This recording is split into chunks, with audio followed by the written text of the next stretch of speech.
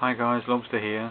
This is the Puppy desktop, and I've added a new wallpaper. Now you'll notice nothing to do with what I'm going to talk about, but look at that penguin. See, he's got a pet fish, which I thought was quite unusual because I like to keep fish as pets occasionally, just in case I get hungry, you know. Anyway, what I wanted to talk about is the devx, which is for developers. Puppy has an add-on which is used by our compilers and developers to compile C++, and it also has the Glade interface and a few other things for programmers. Now, what I would tend to do is open the browser, go here to Barry's page. That's the puppy with the newspaper here. Okay, I'm in that's the wrong one. I always get the wrong one. Right, read this. It's this one. It's not the one with the news. That's the news. This is the one. Read the leading edge developer news. It's this one here. Okay, and this will take us to Barry's blog.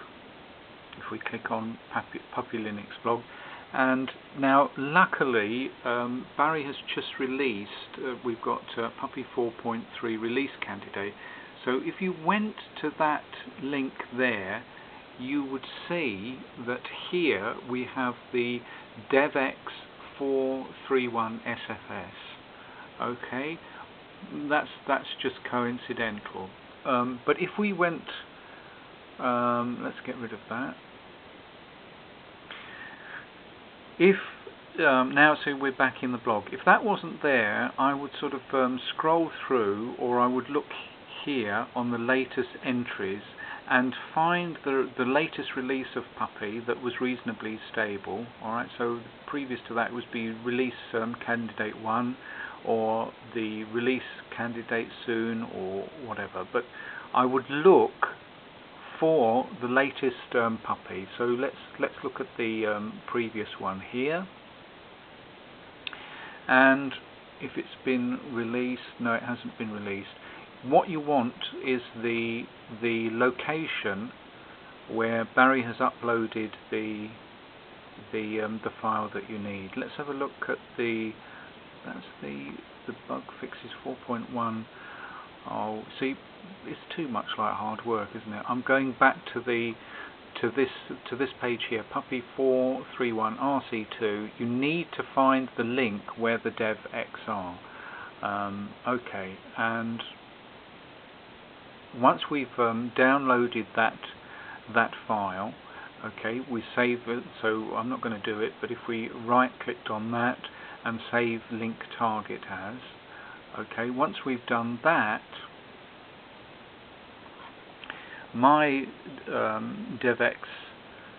devx's are kept here because I run from CD in Mount Home, and you'll see there's two here, but this is the one. We've got this devx 431.sf. all right, and I put it in the Mount Home directory. And then if I go to menu and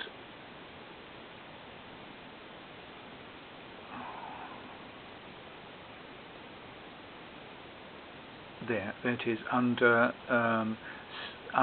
System and boot manager configure boot up. Okay, and then click on load SFS because it's a squash file. Okay, there's a bit of information here. Okay, and you will see I can add. I click on the devx 431 SFS. I've got I'm using an earlier one, so what I could do is well, let's just do that. I'll remove the old one, remove, and I'll add the new one, add. Okay, and then I click on OK, and now I'll quit on that. And now if I go to menu and reboot computer, I need to reboot to get the flash files to work.